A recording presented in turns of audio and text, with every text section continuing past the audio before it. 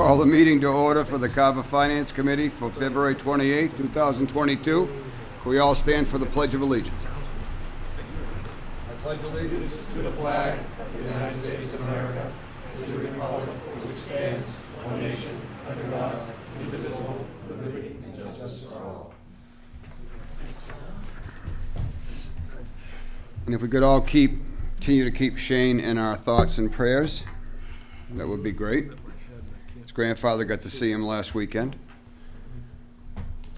Hopefully he'll see him much more as the time goes on now. Thank you to Area 58. And I don't see any public comment. Finance Director, Town Administrator update. You want to wait till after the school? Computer Tech, you're going to take that up, I suppose? Okay. So let's go right into the school budget discussion with Scott and Ron. Ron wants to get home early, so. I got it.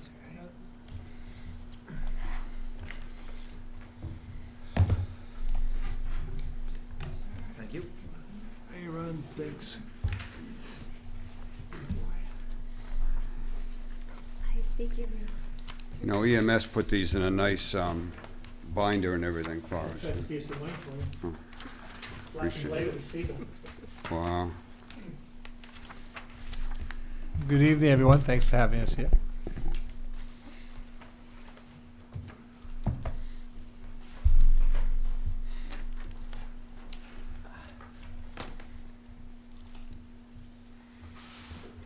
Evening, everybody. Thanks for having us. So what you've got in front of you is a presentation of the Fy23 projected operating costs for the school department. Excuse me, is your microphone working? Hello? Yep, a little close. A little closer? Thank you. Sorry about that. So you have Fy23 projected operating costs for the school department in front of you. And what I'll do is give you just a high-level overview with some drill down. I've got some additional materials I can pass out to you as well, some drill down information. But at any point, if you've got questions for me, hit me with the questions. I'm happy to answer whatever I can about the school's projections for Fy23.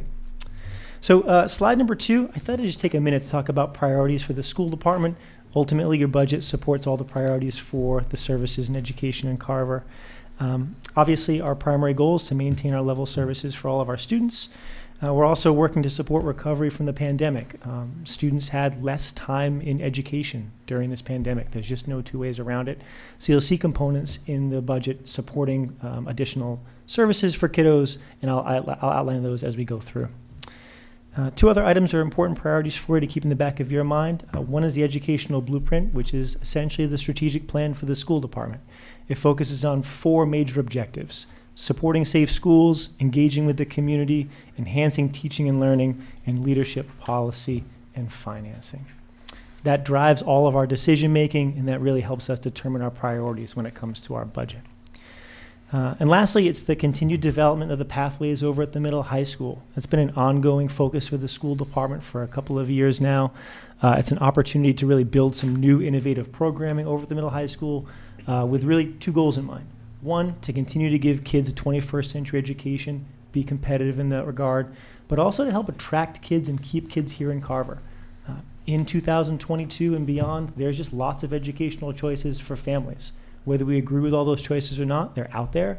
And part of our goal is to try to be competitive and help kids and families see that Carver's a really great choice for them for middle school and high school. And so those pathways, things like biotechnology and so on, give kids those opportunities to explore really cutting edge learning experiences. The last thing I'll say in terms of priorities is just that the numbers you're about to see, sometimes we're thinking about budget and looking at the numbers, we can easily forget that these represent our students and our staff and our schools and our programming. And so I make an effort throughout the presentation to just underscore what these numbers represent and the kinds of experiences they represent as well. Your third slide, the operational budget overview, just gives you an understanding of how we've structured the budget. And we build the budget the same way all school departments in the Commonwealth of Massachusetts do. The Department of Elementary and Secondary Education has a set of accounting codes for public accounting. You see them there on the right-hand side of the slide. And the way that our budget is built is it's organized simply by those accounting codes as well. That's the way that we build our budget. It's also the way that we report our budget. So each year and throughout the year, we report every single penny to the Department of Elementary and Secondary Education, followed by an audit. We actually just finished our FY21 audit 3 weeks ago, 2.5, 3 weeks ago. And they audit every penny of every dollar that we spend in every way that we spend it. And so it's all organized by this series, 1,000 series, 2,000 series, which is why you see it presented in that way. Yeah. So if you flip the page and go to slide number 4, we're going to just start one series at a time. The first is the 1,000 series. This is just district-wide leadership. You can see FY22 to FY23. In FY23, we're projecting 681,000. A couple of highlights as we look to FY23. The first is it does reflect additional funds for legal services. We're currently in negotiations with 2 of our 4 unions. Our goal is to conclude those for the end of this fiscal year, but you'll hear this theme as I talk about the budget in general. It's a very conservative budget. It's built conservatively, and because it is, we anticipate that if, in fact, we don't conclude the negotiations at the end of this year in 22, we'd have resources in legal to be able to continue negotiations in FY23, right? Also in that district-wide leadership includes technology, and I know there's been lots of questions about technology, so I went ahead and just did a quick analysis for you. I'll pass this out if you don't mind. Just to give you a sense of what the school-wide technology looks like, it might be helpful.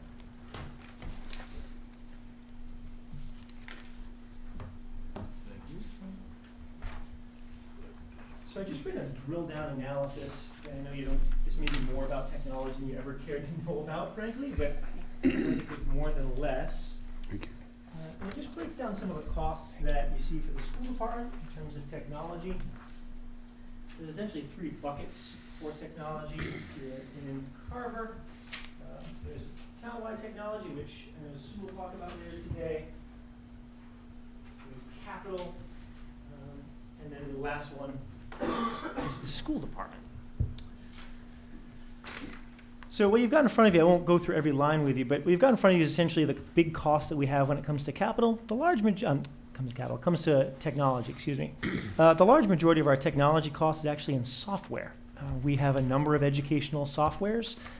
There's sort of 3 buckets there. That first account that you see, that's sort of high level. That's everything from security camera software to Aspen, which is our student information system. That includes like how your report card is made and how we keep the addresses for kiddos and do mailers and like that. It's boring stuff, but it's important to have. Your voice over IP, your Microsoft Office, those sorts of things. The second bucket, if you will, in terms of technology is our special education technology. So for certain students with disabilities, they require really specialized software to help them with language acquisition, to help them with reading, writing, and mathematics, and so on. And so there's funding specific just to that. And then your third is really general instructional software. So you see DW Instructional Software Services, 87847. And that's general software. That's your Adobe for the art kiddos. That's ClassLink and Mystery Science and Blackboard Connect. And it's the Google Suite. We're a Google district. We do a lot of work on Google. So for Google Sheets and Google Words, Google Docs and Gmail and so on and so forth. The last thing I'll share with you is that you also have technology salaries that are built in here as well. So what ends up happening is the school department does cover the salaries for technology staff for the entire town.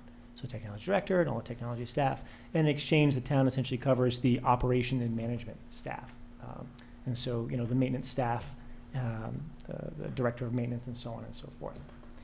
So that just gives you a very brief breakdown of all of the technology, but I hope that might help shed some more light about how technology is structured for the school department. If I could ask a question, if we have employees on the payroll, where's the $3,000 mileage for travel throughout town? Who are we paying that to? Technology, that's the technology staff. So as they go throughout the town, because they bounce from every single department, they don't just stay in one building. Aren't they on the clock? Aren't they already on payroll? I don't understand your question. Yeah, they get paid, reimbursed mileage. They're using their own personal car. Yeah, Yes. we don't have We're a car for it. reimbursing the Right. mileage. I Yeah, got you. Okay. So it just gives you a drill down. Again, it may be more information than you ever care to know about technology, but I thought that'd be sort of helpful insight in terms of how it's structured in the schools. I'll go on to the next slide. It's slide number 5. It's the 2000 series. You see 2 slides there on the left-hand side. The numbers are all the same. It just gives you some background information about each of them. So you can see FY23, we're at 16.69 all in for a 2000 series. Again, the large majority of this is level services, but I'll highlight on the right-hand side some of the changes from FY22 to FY23. The first is an expanding in summer school programming. Again, it's to mitigate some of those gaps caused by the pandemic. Kiddos just had less time in class, less time with teachers. And so what we did last year and what we plan to do in FY23 is do summer program to support those students. It's a combination of both tutoring and bringing students back up to grade level. Another item in terms of expansion in programming there, focused entirely on COVID, is the addition of a middle high school interventionalist, counselors at the elementary school, as well as ESPs that are focused on both English, language, arts, and mathematics. Again, all focused on providing services to students to help catch them up throughout the pandemic. These programs are all offset by ESSER. I don't know how much information you wanted about that, but it's essentially federal COVID funds that are dedicated to schools with the intention and the focus of just providing those funds for supporting students, supporting school districts through the pandemic and through the end of the pandemic as well. So while you see those are additional programming, additional services, all of those services are also offset by ESSER funds that will come in from the federal government. Right? Lastly, any of the positions that you see there are temporary. So that actually close at the end of FY23. So while you see an uptick in those services and an uptick in those staffing levels, those will come off the books at the close of FY23 when the ESSER funds also come off the books as well. So as federal funding comes to a close at the end of FY23. Right? Your second slide in the 2000 series, instructional. A couple of items that I think are helpful to keep in the back of your mind. This also includes an increase in district SPED services that would otherwise be out of district. And I just want to take a moment to give kudos to your special education team in your schools. Special education services are something that are required by state and federal law.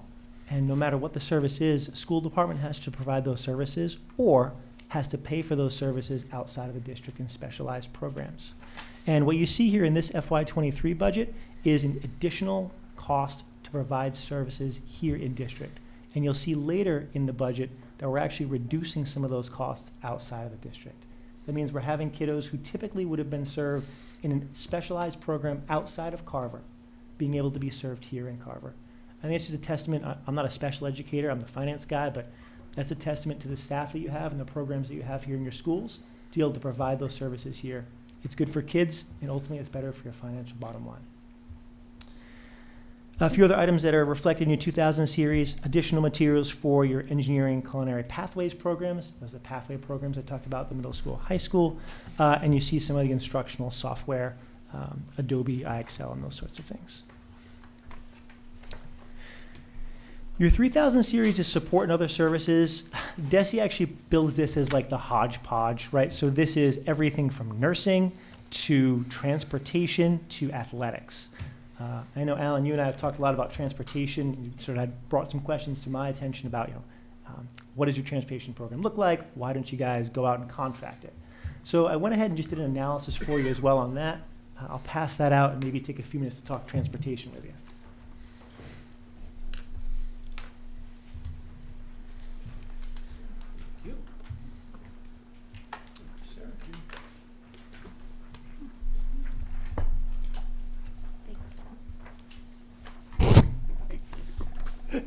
Thank you. Thank you.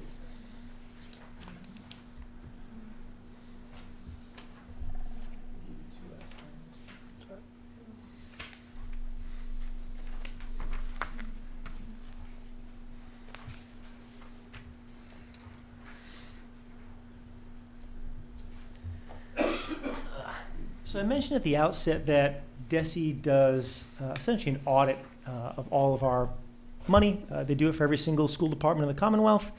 And what I did is I went on with DESE and grabbed an analysis of all school departments in the Commonwealth and drilled down through their audits essentially and took a look at their transportation. So what you've got in front of you, just to orient you to it, on the left-hand side are just our account numbers. That next column is just the names of our account numbers. And then you see the FY20 cost. The reason it's FY20, that's actually the latest data that DESE has available.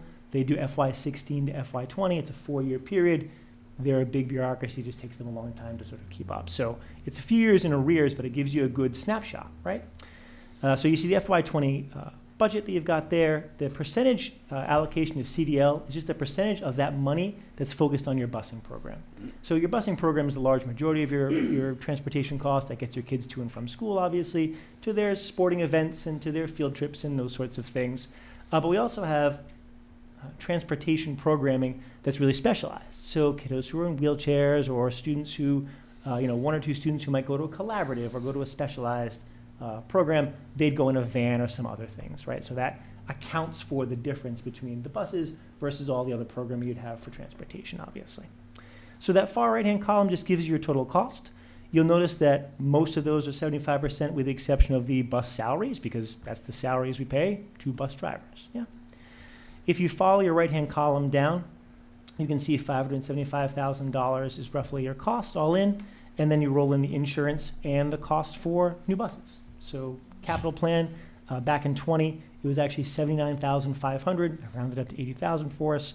And you can see your costs, including health insurance and the buses that you replace on a regular basis. That brings your roll-up cost to $850 and change. Your enrollment, according to the FY20 SIMS, is about 1,577 students. And so your per pupil cost is about $541 and some light change.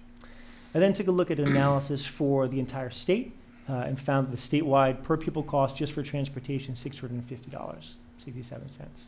The large majority of school departments in Massachusetts do contract out, and frankly, they do it because it's easy. They sign a contract and someone else sorts the thing out, but it means it costs them more on average. So Carver saves per pupil about $109 to continue to keep your program here in-house. So in terms of just dollars and cents, it saves you money to keep it here in-house.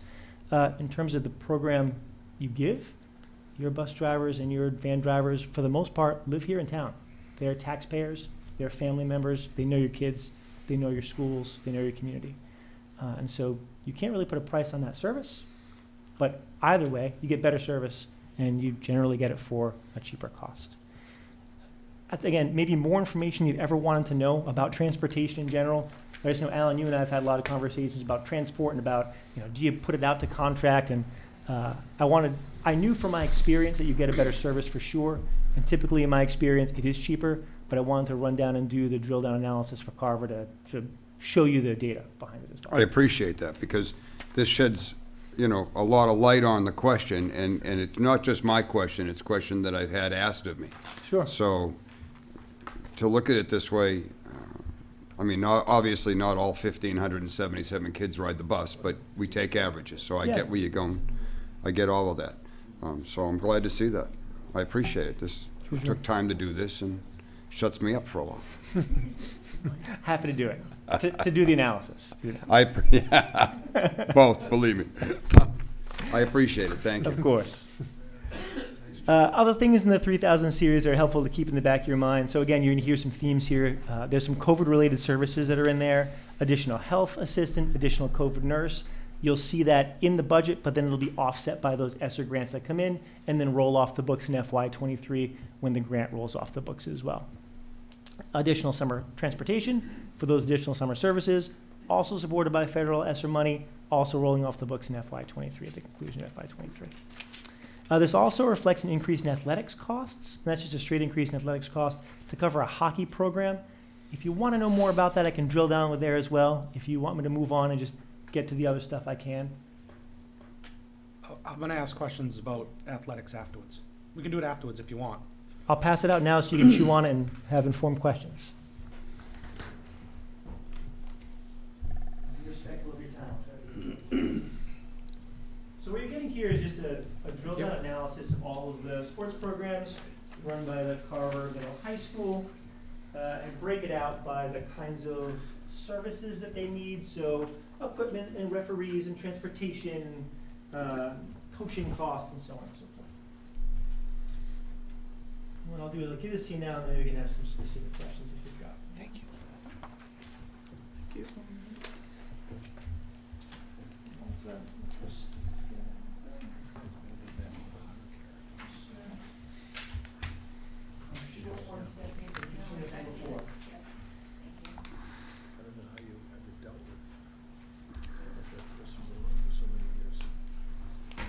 So I'll leave that in your hands and then answer questions as you have them.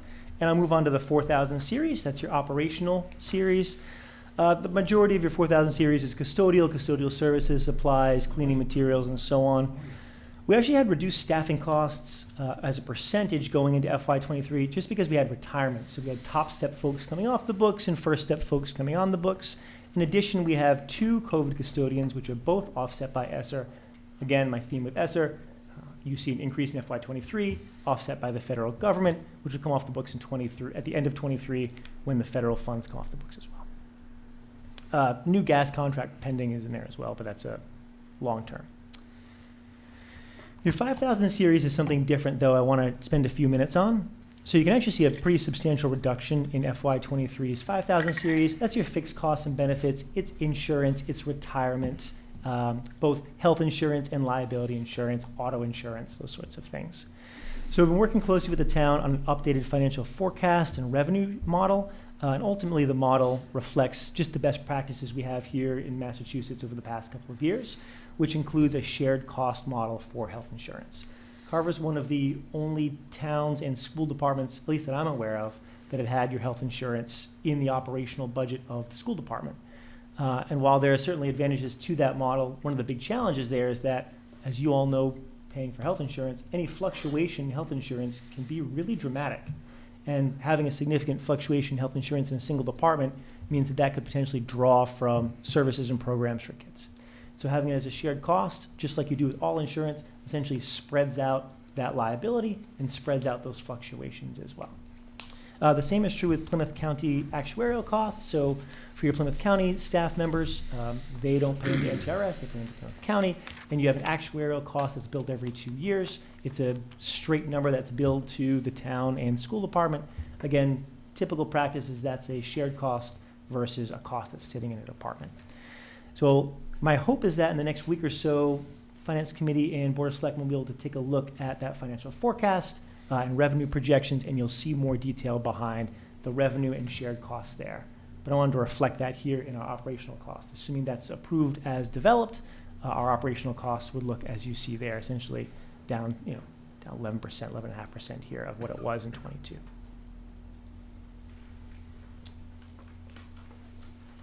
If you flip your page to the 9000 series, your 9000 series is tuitions, and the large majority of your cost there is out-of-district special education, but it also includes your Aggies and some of your small numbers of students who go out of district for other educational services, ultimately. I mentioned at the outset that our special education team and the programs here have done a really nice job of keeping kiddos here in Carver that would otherwise go out for specialized services. And so you actually see a reduction in your overall cost there in FY23. I mentioned this at the start, but I'll just underscore it. Special education out of district is a little unpredictable. You can make good estimates and good projections there, but if a student moves in from another town, or if a current student has a disability that comes up on the radar, even if it's not in your budget, you've got to cover that cost immediately. And so we're really conservative with our numbers. We draw a line in the sand in February, essentially, and say this is our projection that is conservative, and anything after that, we would lean on a special education reserve that's built, that's already built, right? 89% of the previous year, though, is fantastic. And while I can't promise that would happen every year, again, testament to our team here. I was just going to note that that's very unusual. So we looking across the path, there probably wasn't a lot of years where the out-of-district budget was coming in the next year lower than the previous year. But that is a testament to the programs and services we're able to offer within the district. Yeah, and it doesn't happen very often, so it's nice to see that in general. So that's your 9000 series. That one's a really straightforward one. And then what you see on your next slide here with the 2 pie graphs is just a summary. So it's all the same data you've already seen put together for you with your roll-up of 23.57 all in for projection cost for FY23. The font on there is small, so I apologize for that looking at it here, but the purpose of this is just to give you a sense of the proportions of cost that you have for your school department.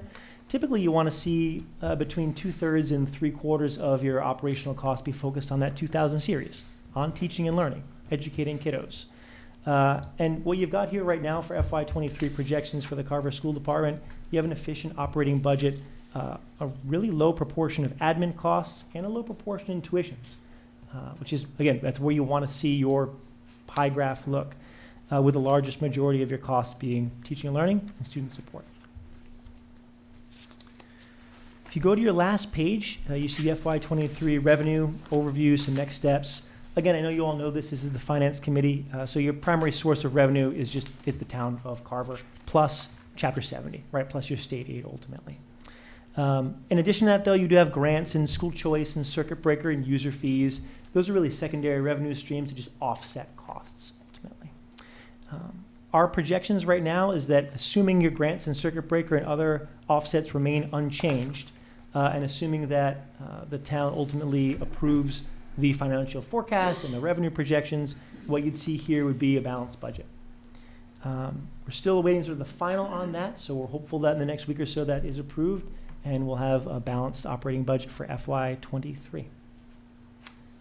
And with that, I'll open it up to any questions you have. I hope that wasn't, half hour was a little bit long, but if you can answer any questions, I'd be happy to do so. Anyone?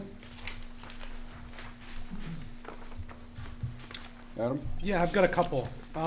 First off, thank you very, very much. A lot of detail, especially in the additional exhibits you provided, and I appreciate that level of transparency, because a lot of the questions we have are answered just in seeing the information, right? Great. The first sort of thing I want to better understand is the 5,000 series, the healthcare. Sure. Is there an offset in the town budget to make up for that healthcare? I'm trying to understand where that $4.7 million in your budget is going, right? Because it's being picked up by somebody else's budget, I assume. It's not that it's being picked up by someone else's budget, and I will just say our meetings are maybe in the wrong order, right? So ideally, it would be better to say, here's your revenues, this is your revenue number, here are your shared costs, and then you see the operational side of things. So without going into too much detail of it, the long and short is you take a look at all of your revenue costs, all of your revenue coming in for a single fiscal year, and then before you apportion your revenue to your departments, your school department, and so on and so forth, you back out shared costs. And shared costs can typically be things like ice and snow removal. That's a shared cost for everybody, all the time. And every community does shared costs a little bit differently to determine what those are, but the large majority of communities in Massachusetts include health insurance and typically retirement, Plymouth County, for example, as a shared cost. So it's not that it's coming out of a budget, it's coming off the top of a revenue before that gets appropriated. Does that answer your question? Before the budget is split. Before the revenue is split at all. So this will revenue change split. the percentage. We would get less a percentage as a school department. This is We gonna get a change lower the percentage. percentage numbers, which is what you would, Correct. so you had indicated before. Right. That the split between the school and the town, where it was 70-30, is now gonna change. It would have to be lower, right? Have to be lower. I mean, the reason that you're 70-30 is predominantly insurance, right? Again, very few school departments have insurance, health insurance in their operational budget. In order to cover that, you've just got to increase the amount of revenue that they get. But it's in and out money. It's not like that money is being spent on education. It's being spent on benefits, which is important. I don't want to minimize that. But it's not an educational service necessarily. It's just a benefit to the employees. And so most school districts use that with their town as a shared cost. They add that to the shared cost so that the revenue number that's going to be apportioned to different, whatever it is, 60, 65, 68, 90%, whatever the number is, that number that you're starting with would be smaller because it takes out the shared costs. So was the decision to take out that shared costs recent? It's yes, Yeah, it's what's this absolutely here? recent, and it's not finalized yet. So this is based on the assumption that there'd be a finalized, there'd be an approval to a financial forecast that represents that. Okay. Which is what you were alluding to with the FinCom Select Board meeting. Right. And Yeah. it's something that Ron and Sue and Bob and myself have been working on, and even going back to some of the discussions started with Rick prior to. Right. Since January. So this is the ongoing discussion between the four of us that have been Okay. occurring. Okay. I just, Mr. Chair, could I just jump in for, just go back a little, and thanks for a nice presentation. That was great. It brought back a lot of memories to me, looking at these numbers. And so, not from the 70s anyway, right? Coming from the former chair of the select board, Yeah, don't get me right. started. The idea of changing the concept about where the health insurance is a subject that's been around for a long time. And I dealt with it for a number of years. When we first started the deregionalization in '93, there was the health insurance was in the school's budget. And that's where it was, that's where it had been. Doesn't mean that it needed to stay there, but it did.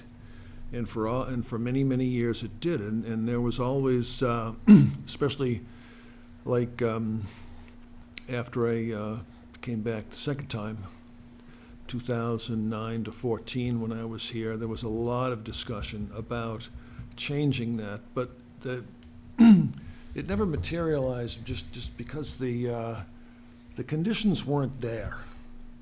I don't like to use the word sides, but on both sides of it, the conditions just weren't there. So we never really did it. It does enhance the split numbers. 70-30 is because you got several $1 million of benefits within the school department that normally aren't, as Ron said. We're one of the few that do it that way, outside of regional systems, but they have to. So it's not good or bad to do it, to have it in the budget, and it's not good or bad not to have it in the budget. There's just, some preferred ways of doing it.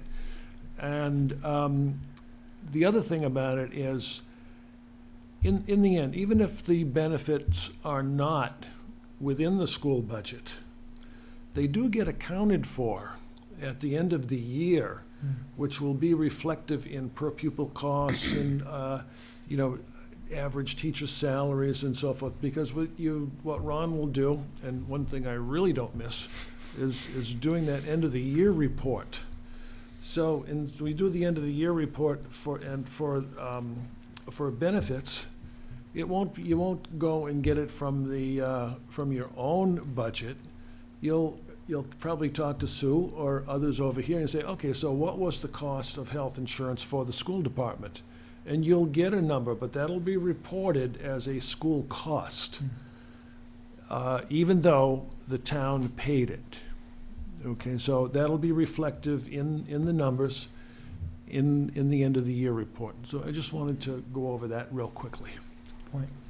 Mr. Chairman? Yes, sir. Yeah, I just want to agree that it's been discussed almost every year, I think, for 25 years. And really, it was successive school administrations that really resisted making the change. Some might suggest it's because if you put health insurance in at 5% and it comes in at 4%, then there'd be some extra money there that could be redistributed among the budget. This removes that ability. Not that we would suspect the schools would do that deliberately. But that was one of the reasons we wanted to, and again, the bulk of cities and towns do the shared cost approach. And so that we actually had wanted to do it for years. I mean, we don't put the healthcare costs in the DPW budget. We don't put it in police budget and so forth. So we've been wanting to do this for a long time, but my experience was that school administration had a resistance to doing it in the past. And I can echo that sentiment from the standpoint of when I became superintendent in 2016. This was actually a contentious issue at that time. Actually, I think today actually may be the anniversary of the day I became superintendent. The former superintendent left at the end of February because that's when her retirement was. And I came in right this time of year in budget season. And that year in 2016, the hot discussion was whether we were going to the hot discussion was what we were going to do with the insurance and we were going to move it over to a shared cost on the town side. We actually had a joint meeting of the Board of Selectmen and the school committee to discuss it. The school committee at the time was resistant to that. I was new as I was on literally in my first week in the job. So there ended up being an agreement that it wasn't gonna move at that time. And because I think using past terms, maybe the conditions just weren't right at that time. One of my focuses that I've taken on as superintendent, one of my goals has been to improve the relationship between the town and the school. I think when I came in, at the time I came in 2016, the relationship wasn't great, and we're getting far enough away from that everybody may not remember that. But there wasn't always a great relationship at times between the school committee and the board of selectmen and or the select board. And one of my goals was to try to improve that relationship, and I think that a lot of the steps that I've been supportive over time have done that. In terms of even bringing together technology and operations and maintenance as shared departments between town and school. And then just the individual work that myself and Brad Brothers and now Ron have done in terms of working with the finance offices and the town administrators to have it be a collaborative relationship. And really Ron and Sue have taken the lead of looking at this and saying that they think it's beneficial for the town and beneficial for all departments, including the school department. And so we're supportive of doing this at this time, and I think it's a result of the collaboration between the town and the school. So that's just my background on this, and just echoing Ron and Pat. Well, obviously Ron and Pat have a lot more experience over the past 20 years in the community than I do in my 6 years as superintendent, in terms of knowing this has been a discussion for many, many years. I guess I'd ask whoever has the answer. I assume that the insurance costs, we use the same carrier for the whole town and school? Yes. So it's not two different. Correct. So if there's a 2% increase, it's across the board, town and school. So Correct. it wouldn't be, in other words, the school wouldn't get an increase that was exclusive to the school. No. It would just be a generalized increase. So then there's no reason why it shouldn't. I mean, I thought we should have done this in 17 and 18, and there was resistance Should have then. done it in '94. Well, I wasn't, I was still in diapers in 94. See, I'll just make a comment that there was a number of years when the school department didn't even come before the FinCon, and I think that was a mistake, and it was last year that we actually brought them back after about 5 years, and it's very helpful for things like this to have them come in. They've got the majority of the town's money, and you need to hear that. You need to hear a coherent and articulate presentation about what we've done last year, what we're going to do this year, what we're going to do next year. And it makes a big difference, and when things like this come up, you can relate it back a number of years. Right now you can't, because there was a period of about 5 years where they didn't even come before the Finance Committee. I And think you argued against doing this back in the day. I always did it. I argued when I got there, but I think that it's nice to see that back again. It's nice to hear it again, and gives us some confidence in how the majority of the town's money is being spent. So if this goes this way and this gets approved, do we have any idea what the split numbers are gonna be? Any teasers on that yet? 67.5 and 33. 32.5. And just so you know, with the health insurance, it's always a moving target Yeah. until we've already tried to, we've got our revenue source and we're trying to figure out where we're going. We've had meetings with Gateway about what the percent is going to be for the last 4 months. And at one point, it was 7%. And we budgeted 5% because it changed again, and now it's down to 3, but Ron came up with an excellent idea about putting that difference away into a reserve fund in case the percentage goes up so high at some point that we want to relieve our employees of something too high. Sure. It's the same thing that Pat had mentioned, just having that opportunity to have a little bit of flexibility, which you need when you have an unpredictable number. But rather than having that flexibility sort of be built within a budget, it just creates transparency. It says, look, this is the number, we draw the line in the sand. If that number comes in lower, We add the funds to a reserve, which everyone can see. It's a transparent number in the reserve. And if you need that money, you build it into your financial forecast in whatever. FY29 comes up and your insurance comes in at 12%, and that's the number. Well, that jams up everybody. That jams up the entire municipality, every department municipality, because benefits are a huge portion of what we do. We're in the people business ultimately. So you'd be able to lean on that reserve that you've been using money to put away to be able to alleviate that down to 8% or 9% or wherever that number might be. But it doesn't really transparent matter. Now, this number is, well, whatever the total health care number is for the year, that's the gross that we pay the insurance company. Out of that, number gets reduced by the employee contributions, right? No, that number is already the contribution already that the figured in. town would pay. So this is the check the town writes after considering The all employee deductions and contribution. all contributions. Yes, that is the town contributions. So I got a question. So just looking at the transportation analysis, so that 177,000 is for 11 individuals, correct? So that's a yearly cost for 11 people, For insurance, it is. just the insurance.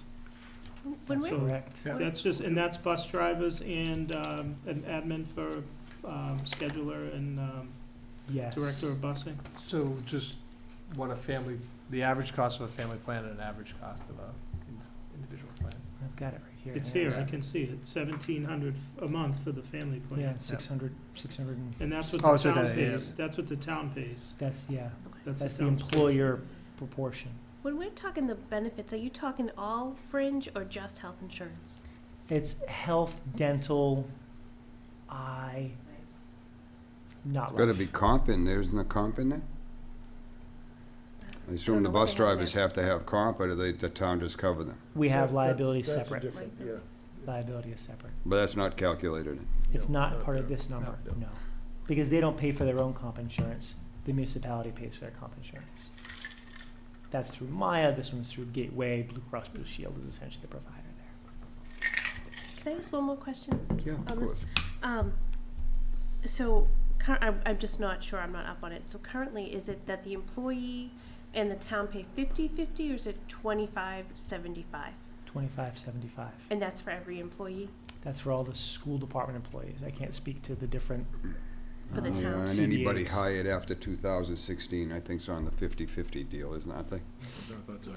So will those align? For the police department, the highway department pay 50/50. Yeah. 50/50. I think 260. Anything after is too far. 2016. After, yeah. Is it? I thought Yeah. it changed. No? One of them changed One of last them. year. But would these be aligned now I if think they're it might coming be out just the lease together? that changed. Yes. the it's CBAs would not be changed, yeah. allowed. CBAs would not be allowed, no. The Changed it to like the teachers are January 1 of individual. 2020. The contracts on the school Last side are individually collective bargain units that are Okay. currently 75-25, and there's nothing in there to have them change unless you did that through the collective bargaining process. Okay. I just was wondering Yeah. if going together, if any of this was gonna, be more in line with each other. Yeah. You'd have the impact bargaining. Right. So actually, since you said that, the cost savings per pupil, because it doesn't cover the liability end of things and the insurance costs for the vehicles, could actually come out differently if we were to add those numbers back in. No, those numbers are added in. So if you look at your transportation analysis, it is the 1, 2, 3, 4, 5, 6, 7th line down. Insurance for vehicles, 33,500, 75%, $25,000. So that's incorporated into your total per pupil cost for the town of Carver. Yeah, but you'd have to add another $26,000 in for bus driver salaries on workman's comp on a private operation. So in other words, if this went to a bus contract, they would have to have comp. We have workman's comp as well, and workman's comp isn't reflected here because we doesn't have any drivers on workman's comp, so the proportion would be difficult. But you to still like- have a premium that you have to pay. We absolutely do. But this is an And obviously, estimate of the that. premium for a bus driver is a lot more per thousand than it is for a town administrator because of the risk. The rating is very different. The bus drivers are gonna be in the $8, $9, $100 range, and Scott and you would be in the 75-cent range. But I think what you gotta do is compare apples and apples here. You've got a statewide, per pupil cost. And I would just add that the way, I hear you, and the way that the state does it, they just don't include that number I get in their that. transportation I get that. analysis. So on this On both analysis, ends. it is correct. I Right, on got both what you're ends. saying. I'm fine with it. I'm just saying that sometimes everything isn't all added in to give it a, Sure. you There's know. hidden costs, for sure. But when you do a contracted transportation too, what you're into There's a fuel is escalation clause, and there's all kinds of stuff. you pay prevailing wage Sure. to those drivers, where if the drivers are employees, it's not prevailing wage. So there's a lot of different, No, you're right. different You're absolutely nuances that, on both sides of it. You're right. And right now, the big thing, of course, would be fuel, because that's completely out of control. Right. Can I ask one more thing on Sure. the transportation? So this is for FY20. Is it only half a year, where that year was the pandemic with remote learning? That's a good question. The impacts are affected by the pandemic, but they're affected by both the school department here in Carver and Okay. statewide as well. Okay. So you think this is accurate? I think the proportion is accurate, right? So this number will be greater, A, because you'll just have inflation over the past couple of years, and B, because you had less transportation during the pandemic. But the proportion between where you are in Carver and where the statewide average is going to be the same, because everyone went through the pandemic in the same ways. Love to see the 2019 numbers. I can pull them for you. I was hoping you'd say that. Thanks. This is nice. It's really, It very is. This is helpful. great. It really was. But I think that I personally, if it's if this didn't take a week to do, I'd love to see the 2019, which would give a very accurate year. Of course, your fuel costs would be way down, but you'd still have a whole year versus a whole year. Do you know what I mean? If you give me a day or two, I'll email it. Yeah. Take your time.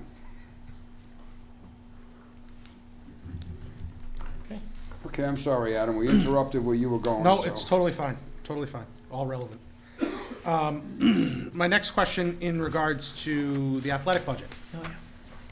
near and dear to my heart. You have kiddos in sports? It's sort of, they're getting there. What, do you have a sense of how this compares to other districts on a per pupil sort of expense? Just anecdotal. I don't have a statewide analysis for that. That's drill down data that the state doesn't collect. I can just say from my experience, your per pupil is relatively similar. Your big sports like your hockeys and your footballs per pupil are pretty spot on. I didn't spend a lot of time with athletics, so I couldn't tell you what the volleyball versus the cross country is. But your high cost sports are right on for per pupil. The only piece I'd add on to that is actually our user fee is one of the lowest in the area. Right. So, that's gonna skew the per pupil cost, because we're bringing in less of an offset than other towns are and other communities are. So actually, it'd make ours probably be a little Be more higher. competitive, yeah. Yeah, I guess it's probably easier for me to start my line of questioning in the sense, from a position of transparency, right? I just sort of, I look at a total cost of athletics at $390,000. I don't really have a perspective on where that fits, right? But my perception is that it's low. Especially when you consider that roughly 100 of that is just spent on sort of like administrative salaries for athletics. And then another, 182,000 of that is coaches' salaries, right? So there's just not a lot left, really. So I'm trying to, I guess I'm trying to advocate for athletics to make sure that it gets adequate funding out of the school budget is essentially my goal.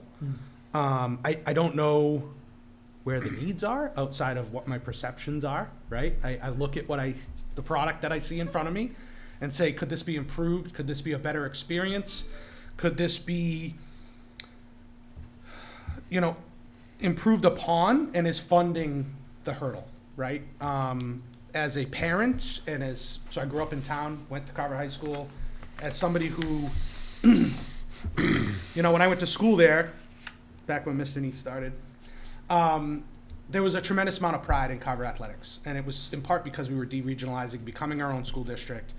And at the time, there was a lot of excitement around sports and around athletics in the town. And it was, you know, the Saturday football game was a community event.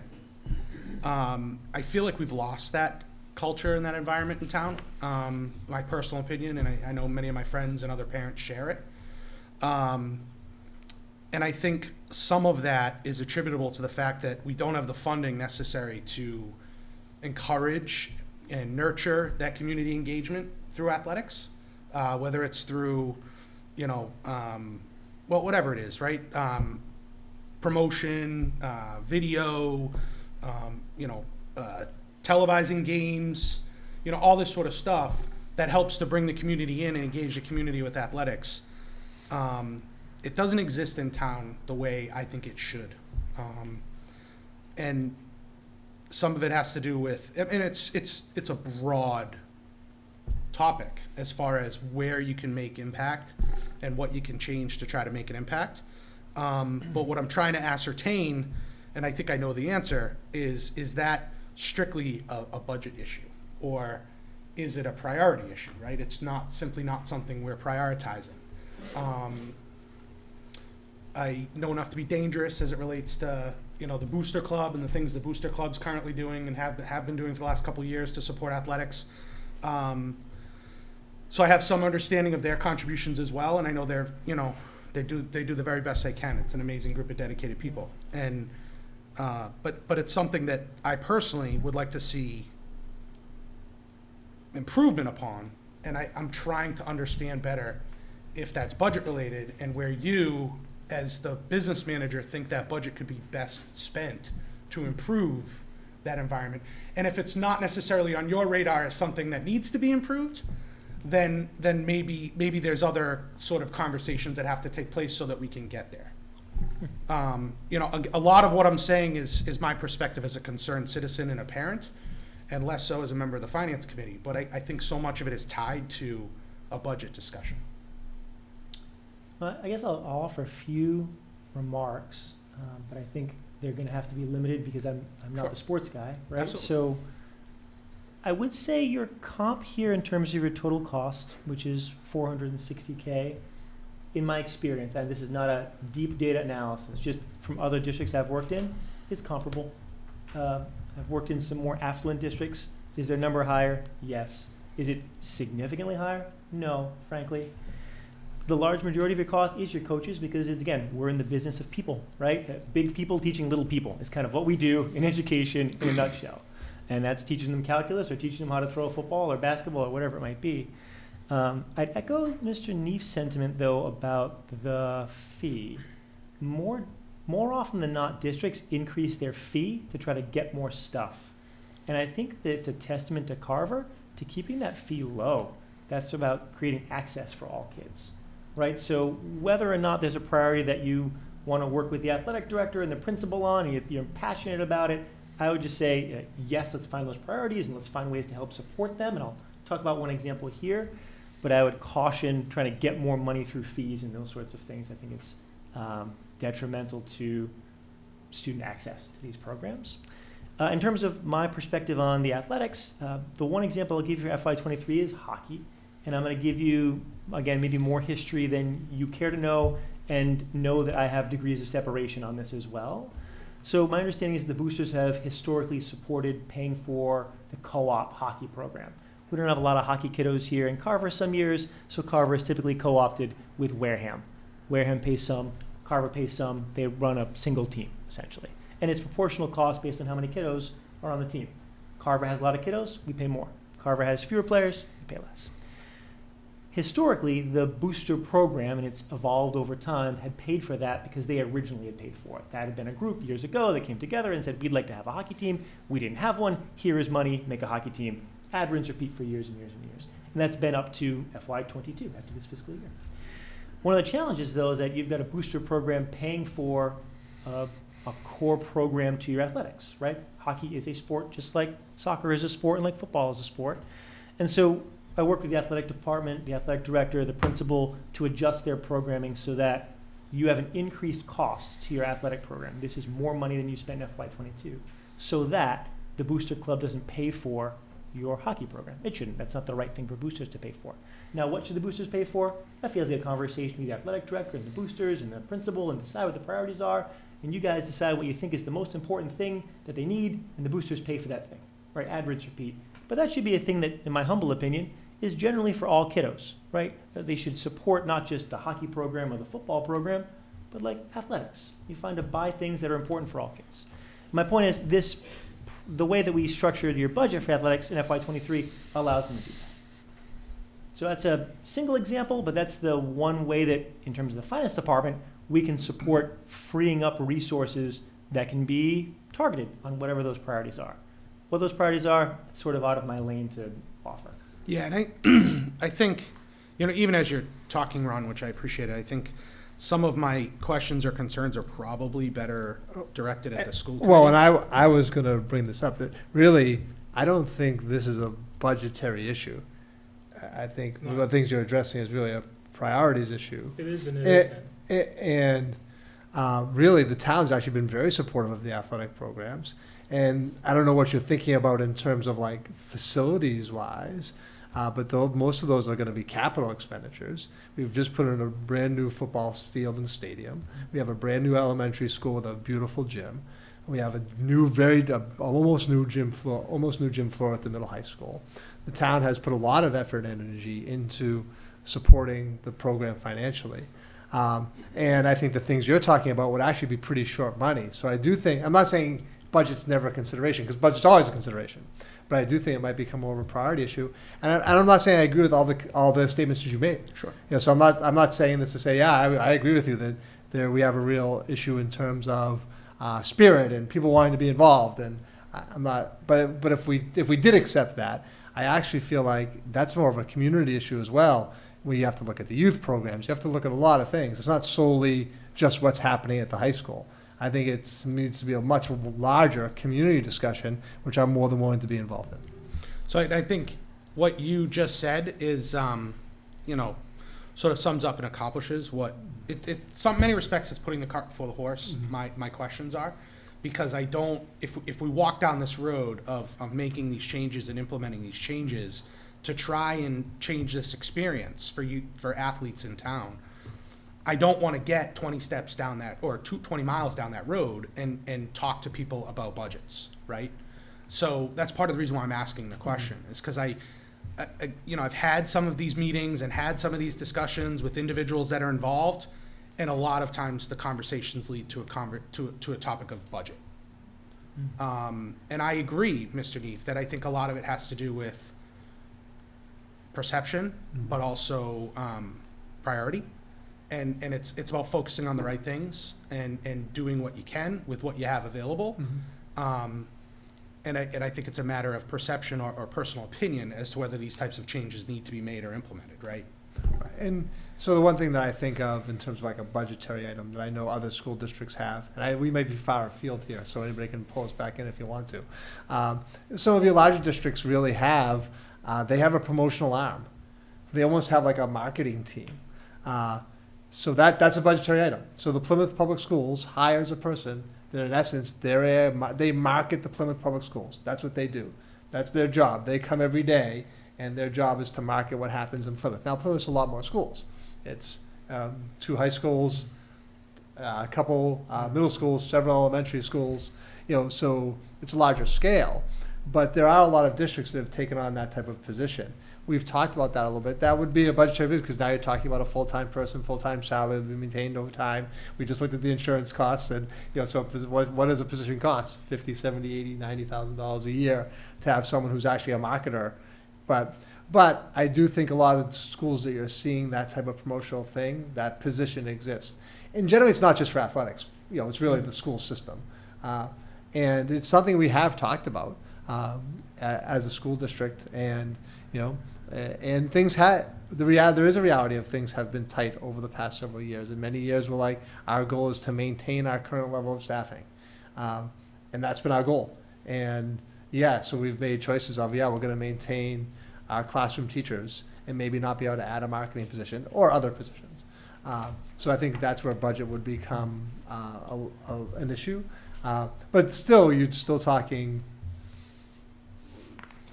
in the big picture, small numbers. And looking at a $23 million budget, that I don't think we'd have that be like a block if there was real commitment by a group of people to say these are improvements that everyone agreed upon, that these are improvements that need to be made. And I don't know if that was don't think- helpful. I don't think, thinking what you said, I agree 100% with what Adam said. If you took the budget from when Adam was in school, there definitely was a bigger sense of pride back then than I see now. Part of it maybe is because these kids are being pulled to different schools when they see there's some ability. But I had 2 kids that were captains, they're on the captain's councils. Talk to the kids and see what they say. They feel that the school does not care about them in the sports program because, and there's legitimate reasons. I gotta say, the kids are smart. They have this nice weight room they just built up, right? We put some money in the weight room. Kids go in there, they kick them out. You can't be in here. And they're just like, well, when are we gonna work out? And that's what we're saying, It's those more- are it's not- right. those are policy issues, not Sure, it's not, not but you can see. finance committee budget issues. Sure, because I don't think it's a money issue as much as it is a morale issue. Yeah, I would make the argument that the morale wasn't better when you were in school because there was more money. No, I don't think so either. And again, that's why, part of the reason why I'm asking the question is because I know in the preliminary conversations I've already had. Not saying that I agree that the morale is better. Some of the preliminary discussions I have had with different, invested folks is that money is an issue, right? And if we were to have a conversation about adding, $100,000 to the athletic budget to improve the overall athletic experience in town, that's $100,000 that has to come from elsewhere in your school budget. That's a substantial amount of money. That's more than a teacher. So it's difficult to make those kinds of changes. And I know from these preliminary conversations that all roads lead to money, right?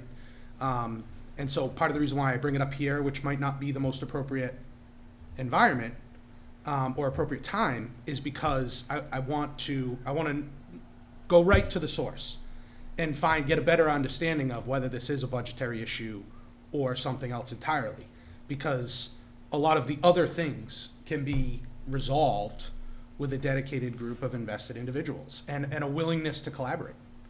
And so my hope is that that's all it takes. Can I ask one question? Kind of, since we're talking about sports.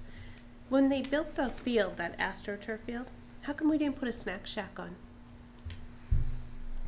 I don't know. You have to call Michael up and ask him that question. Not that I don't enjoy war well, dogs on the morning, but I do not claim to be an expert in all of these areas. I was on that committee, I was part of that Scott process. hated the idea of a snack shack. No, I was that- at that- the meeting when you said That that. was not, actually, we were advocating for having the concession stand put in. My understanding, and Pat or Ron may be able to answer this question better, maybe even Sue or Robert, in terms of the laws, in terms of procurement. Once we were gonna build the building, it changed the type of project it is, and it required the project to have a project manager. Yeah, and with an some kind of OPM. stupid number too. And that was gonna increase costs, so it wasn't just the cost of building the building, because it made it from a land project, I'm not using the right terms, to a building project. And then once you've built a building project at the $5 million level, which is where we were in, $4 to $5 million, that requires, under public bidding laws, all these other pieces to be put in, specifically a project manager, which the cost of the project manager, I believe, don't quote me on this in the public, it was looking around somewhere $300,000-$400,000 just for that, just to hire a firm to be the project manager. Yeah, it was. So that was gonna increase the cost. So it wasn't just the $200,000 it was gonna take to build the building, or the $150,000 to take the building. It was also adding that piece of project management on, which was gonna increase the cost from $350,000 to $500,000. And then looking at the available revenue at that time, there was a decision made that, and not a decision that everyone agreed with, that we actually had a lot of discussion about through that committee. There was a lot of time spent on that issue. But ultimately the decision was, it was a benefit cost analysis. So everything was put in place that a building could be built. All the infrastructure is there, the plumbing is there, there's a space there, there's a slab for a building to go up. And I'm more than willing to work with anybody who wants to work on a way to get a concession stand at the field. I'm only asking because my son played first year football, and every other Sunday that was the one question in the stands: how come we don't have one? None of us knew, but our kids are young, so we don't know It was what crazy, happened it was before. crazy money. It Was- just, it I don't know if wasn't anybody worth the money. anybody has more detailed information on No, that it than. was crazy. No, I don't have any more specifics, but to build on what you said, the conversation also shifted to things like plumbing facilities and the number of plumbing facilities that would be required as a result of the number of seats that are available and what those requirements are. It'll blow your mind when you hear was a what's whole bunch of stuff that required come into for a bathroom facility standpoint. It's like, it's crazy. It's like one urinal for every 3 seats and one toilet for every 6 seats. Crazy, you go to like Plymouth and they have 30-something urinals going That- down. and it That's makes why no they have sense. that, but Yeah. and the way we addressed that issue as a committee was actually our stands are actually portable. Correct. And so they can be wheeled in and wheeled out. Not that we do that, but by having portable stands, you did not have to meet the facilities requirements of having the bathrooms on site. So that was an approach that the committee took to address that issue. But the revenue was, when they analyzed what the revenue was that it would generate, just throwing numbers out, it was like $10,000 a year. So when you take into account a $500,000 building at $10,000 worth of revenue, there is no real benefit to Yeah. doing it. You really need volunteer labor, you need donated supplies, another dedicated group of individuals to get together to do it in order for it to happen. And there was enough foresight to put the infrastructure that was needed to do it, plumbing and electrical and otherwise, so that in the future it could be done through some sort of donated means. Miracle. Thank you. I just wasn't sure why we spent all that money to build a field but didn't put a snack shack. And now I can let them all know. Yeah. Because it's like, it happens every time we're down there. I think Scott and Ron should come down on every game and bring you SUVs and ice things in the back, grills, and you They can got cook for more everybody. dogs. I got one other one for you. Little cookout. Former town administrator was a fan of the food trucking, so was saying that we should bring food trucks. Well, down. that's what they did. Why not? Food truck pulls up. That's That would work. The only other question I have is in regards to the IT budget. So one of the things that came up in our budget analysis was this subcategory of technical services on the town operating budget for $46,550. That's tech-related, IT-related, but is not included in the school technology budget. Do you know why? No, I don't have that account line, so I can't speak to it. I didn't miss actually I missed what line he's speaking about. I probably won't be able to answer. the Yeah, question. there's a technical services department within the town operating budget. We won't be able to answer any questions about the town operating budget. But we were told it's a computer-related, an IT-related topic, right? And that, our understanding is that would be part of the school IT budget. So in essence, there used to be 3 different pots. The school had their IT, we had a combined capital IT, and the town had theirs. In FY '21 and '22, the town side didn't budget for their town IT expenses. So that's where that 46,000 is coming into FY '23. But if you want, you can come into my office and I can show you the detail of what was budgeted and how it was budgeted, how things were paid for. And currently, there are town-related items that wouldn't be school-related. We got laptops for the selectmen, it's in a purchase order, but it's $11,000. That has nothing to do with the school department, and it was not budgeted in the school department, or the capital expenditures that, Mr. Mahoney had provided for us. That would be a group-related, expense. So we are looking at a negative expenditure in the town side for things that are strictly town-related and have nothing to do with that pool of what we share. And I don't know if this helps or not, and maybe it's too simplistic in terms of my approach on it, is that I think sometimes I hear from people, well, this technology's on the school budget side, so that's all school expense.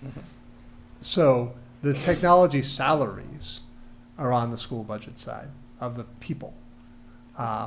But each town department, which I can't speak for, I can only speak for the school department, which Rhonda gave you the breakdown of the school department's technology budget, has their own operating technology budget that they oversee and that they run and they manage. It's not all managed by the school. It's not all school expenses. So everybody has their own technology budget. Now, Stephen Mahoney, as the technology director, helps everybody oversee that within their own individual departments. And Stephen Mahoney his salary is in the school department's budget. And that happened when we combined services. It's same with operation and maintenance. Now, operations and maintenance, Dave Siedentoft's salary is on the town's budget. But the school department has its own operations and maintenance line item that Dave helps us oversee, as does every single department. So not all operating and maintenance expenses are on the town side because the salaries of the employees are on the town side. Not all technology expenses are on the school side just because the employee's salary is on the school side. I don't know if that's helpful or not. So I think the way you're referencing is the town's operating budget for technology, which is totally separate from the school. We have no management over or no oversight of. And when we say that town 46,000, that's just town hall. Library has their own, fire department has their own. It just, for some reason, got dropped in the town hall expenditures for 2021 and 2022.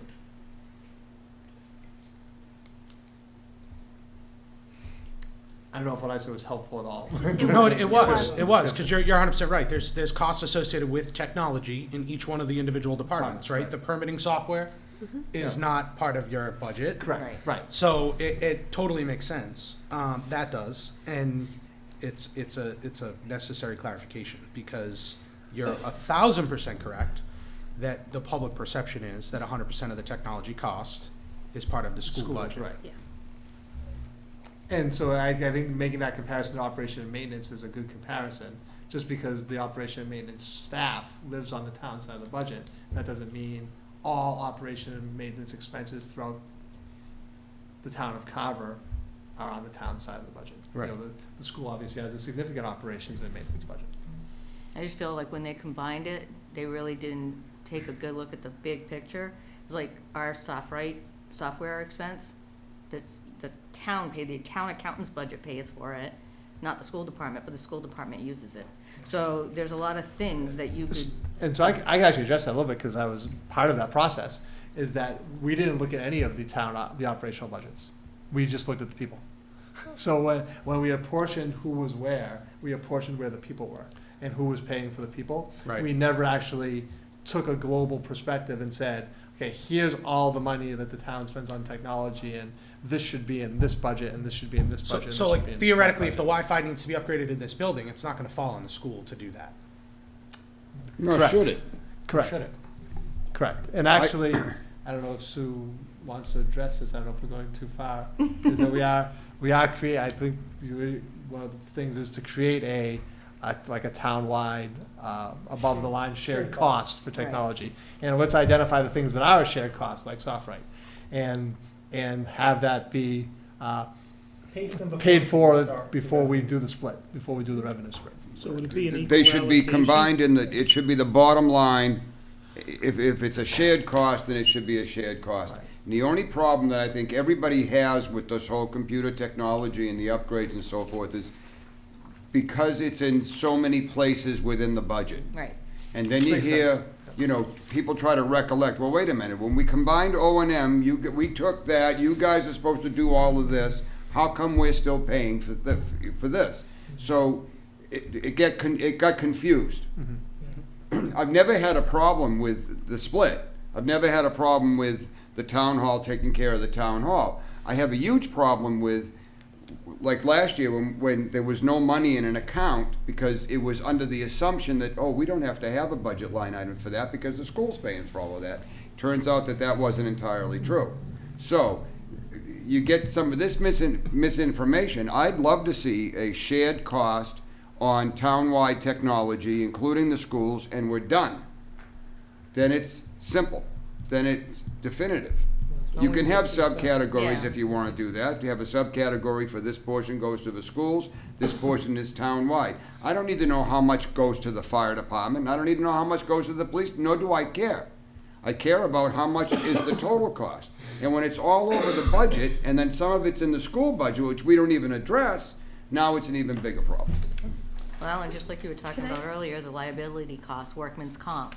In my opinion, that as well should be above the. I agree. You know, the shared cost line, so that, you know, when you're getting down to it, you're not paying for liability, and we're not paying for liability. It's a bill to the town. And I think that's the reason why a lot of other towns, when you look at their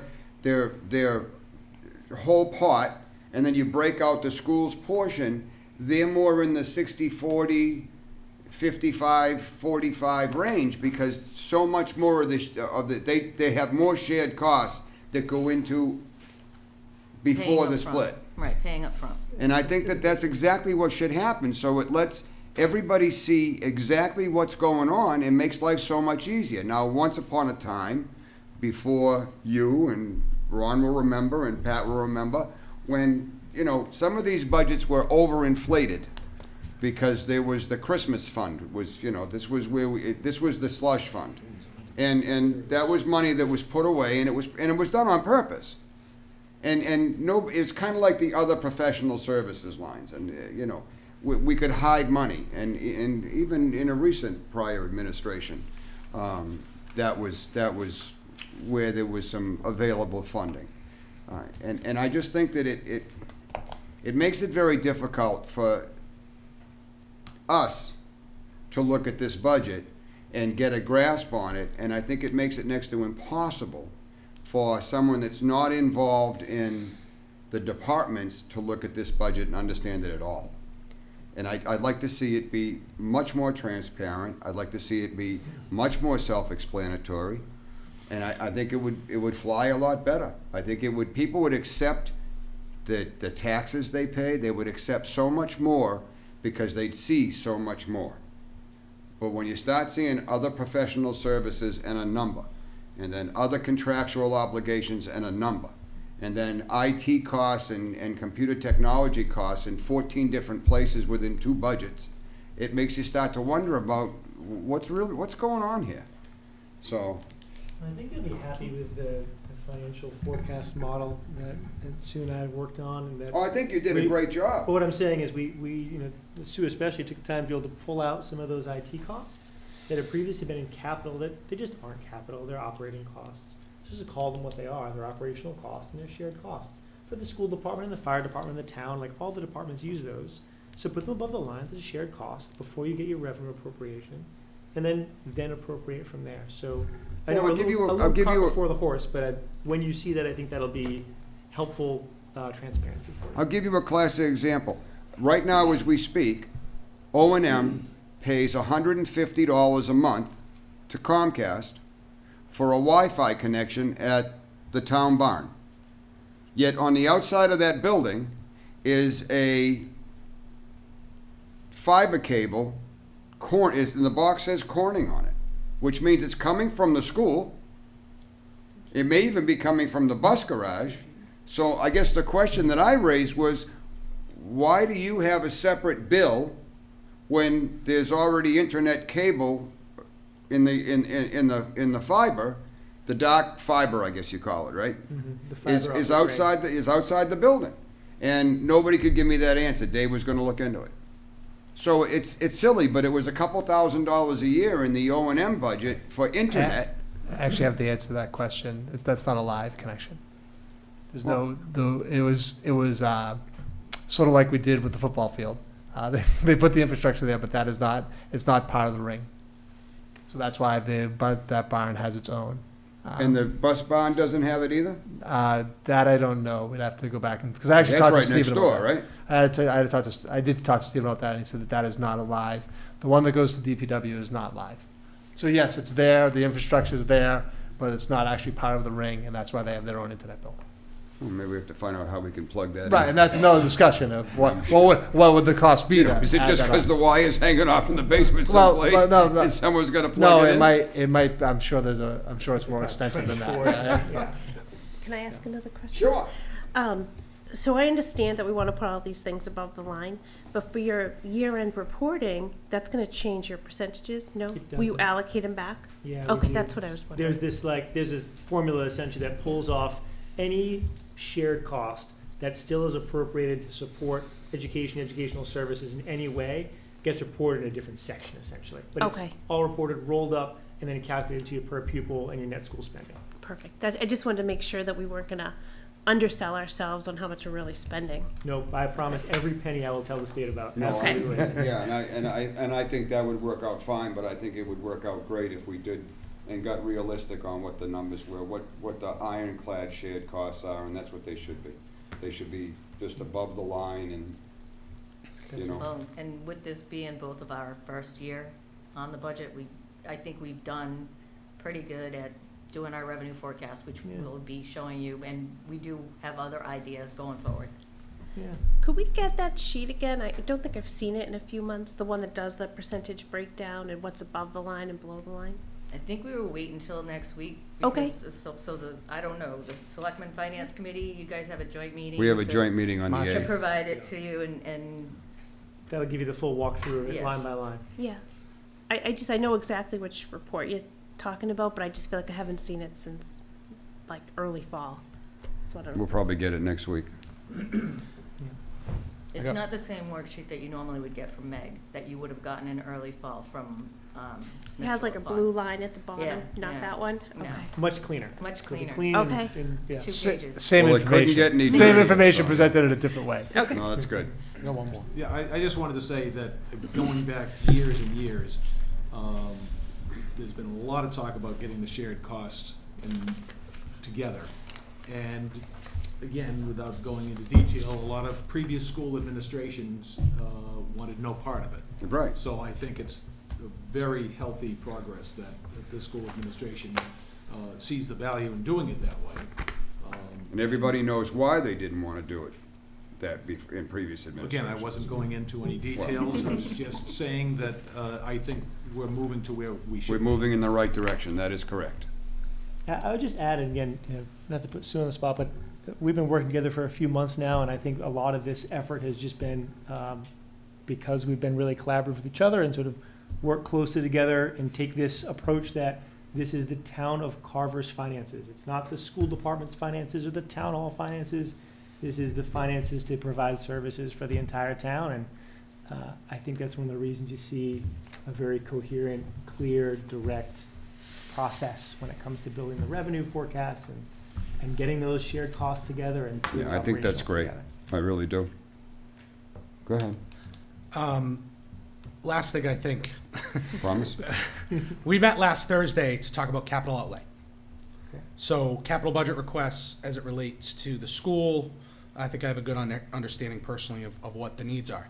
My question is this. Do you have a sense, I'm making assumptions, do you have a sense of the impact or the potential benefit of technology purchase during COVID with ARPA funds that can be repurposed for what otherwise would have been a capital budget expense this year or next year? I.e., you know, if through ARPA you were able to purchase certain technology, projectors or touchscreens or Chromebooks specifically, because you provided a Chromebook to every kid in the school system, right, which was a miracle.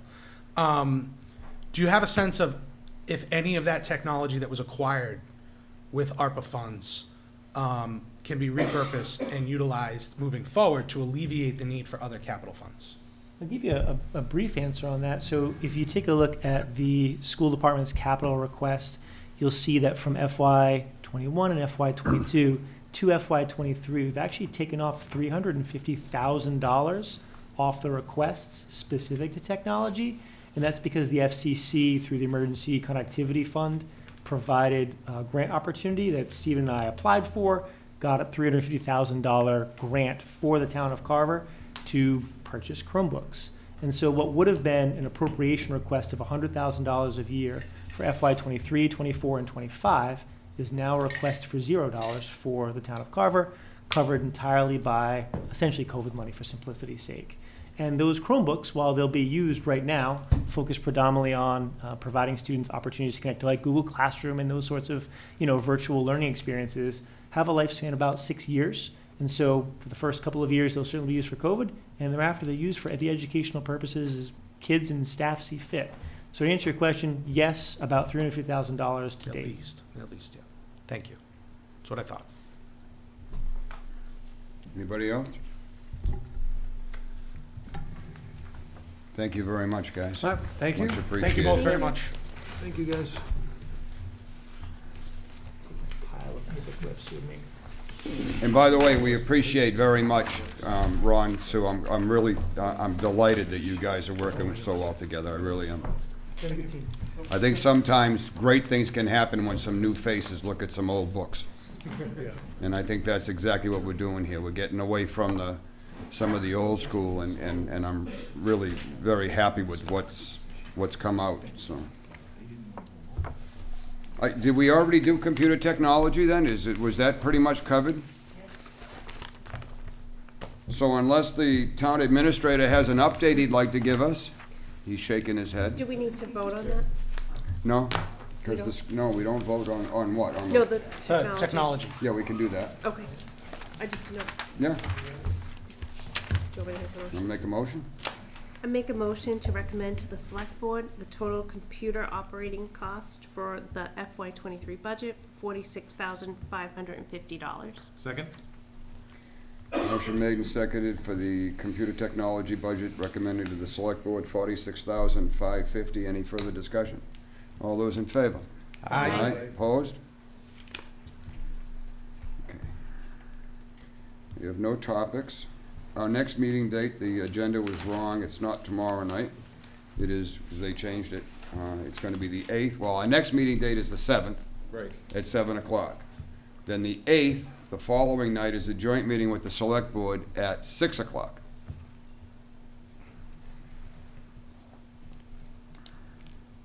Here? Yes.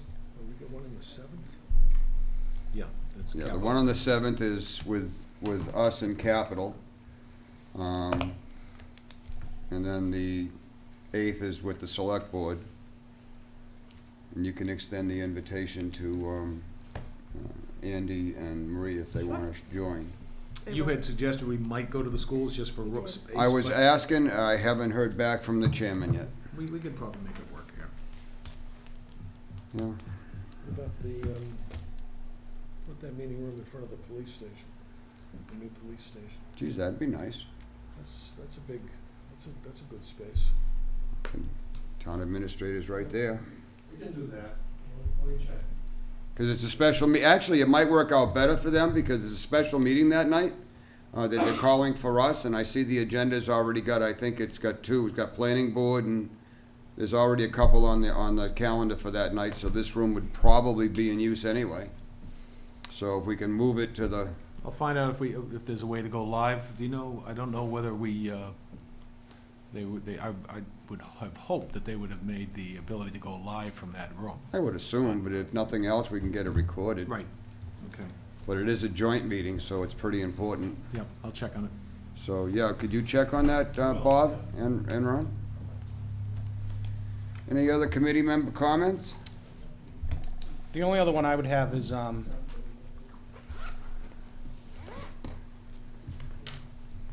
financial management policies.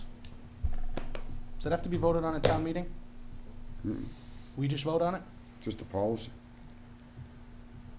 Do we have to vote if there's no changes? I don't think- So that's why I asked the Is there question. changes? In light of what we learned tonight, there will be a change, right, to the percentage, because the percentage split between the school and the town is part of the financial management policy. But it's, It's So on- last time, the policy, I think, is done by the town administrator, not us. so I'm just reading from the policy. It says adopted to 11/14 and approved by town meeting, and then it's got subsequent dates every time town meeting Right, adopted it. So if it's revised, it has to be approved by town meeting. but that's town meeting and town administrator. Nothing to do with us. I'm simply pointing out the fact, I guess, to the town administrator, or whoever's listening, that if we're gonna change that percentage, we should update our financial management policy accordingly at town meeting. We don't have the final numbers on the percentage yet either, right? And we probably don't have a placeholder on the town meeting warrant. Okay. So Anybody else? I'll take a motion. Motion to adjourn? Second. Motion made and seconded to adjourn. Any further discussion? All those in favor? Aye. Opposed? Thank you, good night.